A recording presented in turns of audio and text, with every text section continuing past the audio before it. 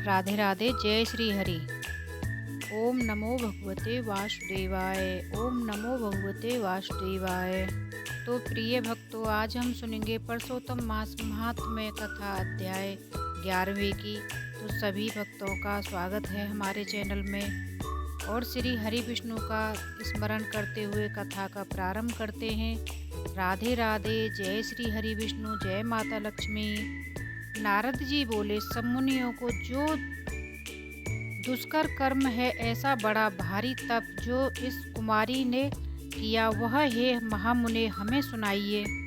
श्री नारायण बोले, अनंतर ऋषि कन्या ने भगवान शिव शांत सनातन महादेव को चिंतन करके परम दारुण तप आरंभ किया।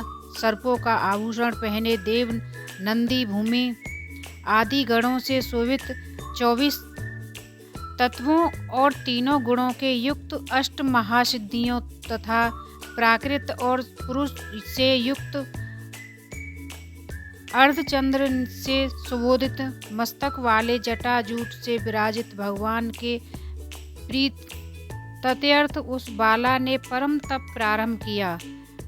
ग्रीष्म ऋतु के सूर्य होने पर पंचागिन के बीच में बैठकर हेमंत और शिष्कर ऋतुओं में ठंडे जल में बैठकर खुले हुए मुख वाली जल में खिले हुए कमल की तरह शोभित होने लगी। सिर के नीचे फैली हुई काली और नीली अलंकों से ढकी हुई वह जल से ऐसी मालूम होने लगी जैसे कीचड़ की लता सेवारों के समूह से घिरी हुई हो। शांति और शीत के कारण नासिका से निकली हुई शोभित धूम राशि इस तरह दिखाई देने लगी जैसे कमल से मकरंद पार करके ब्रह्म युक्त जा रही हो।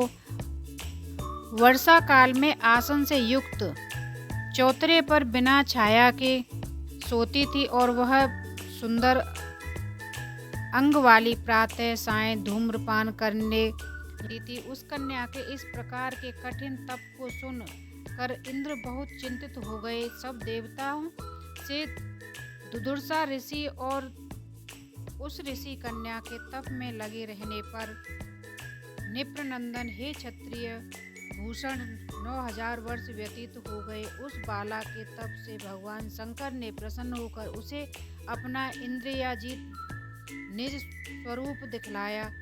भगवान शंकर को देखकर देह में जैसे प्राण आ जाएं वैसे सहसा खड़ी हो गई और तप से दुर्लभ होने पर भी वह बाला उस समय हष्टपुष्ट हो गई। बहुत वायु और धाम से कलेश पाई हुई वह शंकर को बहुत अच्छी लगी और उस कन्या ने झुककर पार्वतीय शंकर को प्रणाम किया। उन विष्णु वंदित भगवान का मानसिक उपचारों से पूजन करके और भक्ति युक्त चिंत से जगत के नाथ की स्तुति करने लगी। कन्या बोली, हे पार्वतीय प्रिय, हे प्राणनाथ, हे प्रभु, हे भर्ग, हे भूतेश, हे गौरी शंकर, हे शंभो, हे सोम सूर्य अग्नेत्रा, हे तप, हे मेरे आधार मुंडा इस्तमालिन, आपको प्रणाम है। अनेक तापों से व्याप्त है अंगों में पीड़ा, जिसके ऐसा तथा परम घोर संसार रूपी समुद्र में डूबा हुआ, दुष्ट सर्पों तथा काल के तीक्ष्ण दांतों से ढसा हुआ मनुष्य भी यदि आपकी शरण में आ जाए तो मुक्त हो जाता है। हे भगवान, जिन आपने बाणासुर को अपनाया और मरी हुई अलक राजा की पत्नी को जिलाया, ऐसे आप हैं दयानाथ, भूतेश, चंडीशी, भय प्राणनाथ, हे दक्ष प्रजापति के मुख को ध्वस्त करने वाले, हे समस्त शत्रुओं के नाशक, हे सदा भक्तों को संसार से छुड़ाने वाले, हे जन्म, हे हर्ता, हे प्रथम सृष्टि के कर्ता, हे प्राणनाथ, हे पाप के नाश करने वाले, आपको नमस्कार है। आपके अपने सेवक की रक्षा कीजिए। हे नृपा, बड़ी भाग्यवती मेधावी की तपस्विनी कन्या इस प्रकार मन से और वाणी से शंकर की स्तुति करके चुप हो गई। श्री कृष्ण बोले, कन्या द्वारा की हुई स्तुति सुनकर और उसके किए हुए उग्रपत से प्रसन्न मुखकमल सदाशिव कन्या से बोले, हे तपस्विनी, तेरा कल्याण हो। तेरे मन में जो अभिष्ट हो वह वर तू मांग ले। महाभगे हे महाभागे, मैं प्रसन्न हूँ, तू खेद मत कर। ऐसा भगवान शंकर का वचन सुनकर वह कुमारी अत्यंत आनंद और प्राप्त हुई और हे राजन, प्रसन्न हुए सदाशिव से बोली। कन्या बोली, हे दीनानाथ, हे दया सिंधु, यदि आप मेरे ऊपर प्रसन्न हैं तो हे प्रभु, मेरी कामना पूर्ण करने में देर न करें। हे महादेव, मुझको पति दीजिए, पति दीजिए, पति दीजिए। मैं पति चाहती हूँ, पति दीजिए। मैंने हृदय में और कुछ नहीं सोचा है।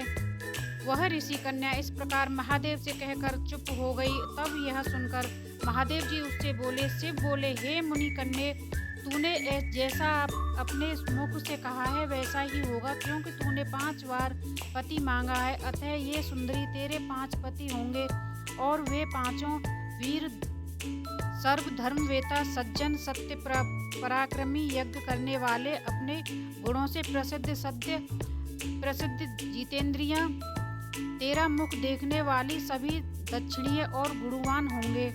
श्री कृष्ण बोले, न तो अधिक प्रिय न तो अधिक अप्रिय। ऐसे महादेव के वचन को सुनकर बोलने में चतुरा कन्या झुककर बोली। बाला बोली, हे गिरिजाकांत सदाशिव, संसार में एक स्त्री का एक ही पति होता है, अतः 5 पति का वर देकर लोक में मेरी हंसी न कराएंगे।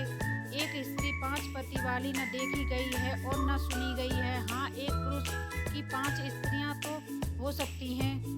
हे शंभो, हे कृपानिधे, आपकी सेविका मैं 5 पतियों वाली कैसे हो सकती हूँ? आपके मेरे लिए ऐसा कहकर उचित नहीं किया है। आपकी सेविका होने के कारण जो लज्जा मुझे हो रही है वह आप अपने को ही समझिए। कन्या का यह वचन सुनकर शंकर जी पुनः उससे बोले। शंकर जी बोले, हे भीरु, इस जन्म में तुझे पति सुख नहीं मिलेगा। दूसरे जन्म में जब तू तपोबल से बिना योनि के उत्पन्न होगी तब पति सुख को भोग कर अनंतर परम पद को प्राप्त होगी, क्योंकि मेरी प्रिय मूर्ति दुर्वासा का तूने पहले अपमान किया है। हे शुद्ध, वह दुर्वासा यदि क्रोध करें तो तीनों भुवनों को जला सकते हैं। तू बस ब्रह्म तेज का मर्दन किया है। जिस अधिक मास को भगवान श्री कृष्ण ने अपना ऐश्वर्य दे दिया है, उस भगवान के प्रिय पुरुषोत्तम मास का व्रत तूने नहीं किया है। मैं ब्रह्मा आदि से लेकर सब देवता, नारद आदि से लेकर सब तपस्वी जिसकी आज्ञा सदा मानते चले आए हैं, वे उसकी आज्ञा का कौन उल्लंघन करता है? लोक पूजित पुरुषोत्तम मास की दुर्वासा की आज्ञा से तूने पूजा नहीं की है। मूढ़े, इसी कारण तेरे 5 पति होंगे। हे बालके, पुरुषोत्तम के अनादर करने से अब अन्यथा नहीं हो सकता है। जो उस पुरुषोत्तम की निंदा करता है वह गौरव नरक का भागी होता है। पुरुषोत्तम का आगमन करने वाले को विपरीत ही फल होता है। यह बात कभी अन्यथा नहीं हो सकती है। पुरुषोत्तम के जो भक्त हैं वे पुत्र, पौत्र और धन वाले होते हैं और वे इस लोक को तथा परलोक को सिद्ध की प्राप्ति करते हैं। और हम सब देवता भी पुरुषोत्तम की सेवा करने वाले हैं। जिस पुरुषोत्तम मास में व्रताधिक से पुरुषोत्तम शीघ्र ही प्रसन्न होते हैं, उस सेवा करने योग्य मास को हे सुविद्रे हम लोग कैसे न भेजें? उचित और अनुचित विचार की चर्चा करने वाले अतः एवं आदरणीय जो मुनि हैं, उन अति उत्कट श्रेष्ठ तपस्वी पुरुषों का वचन कैसे मिथ्या हो सकता है? कहो।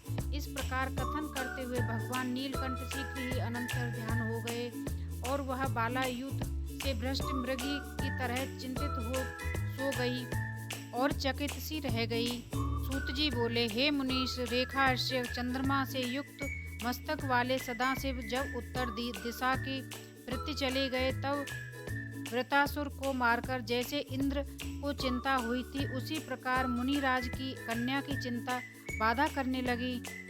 राधे राधे। जय श्री कृष्ण, जय श्री हरि, जय माता लक्ष्मी। नारायण।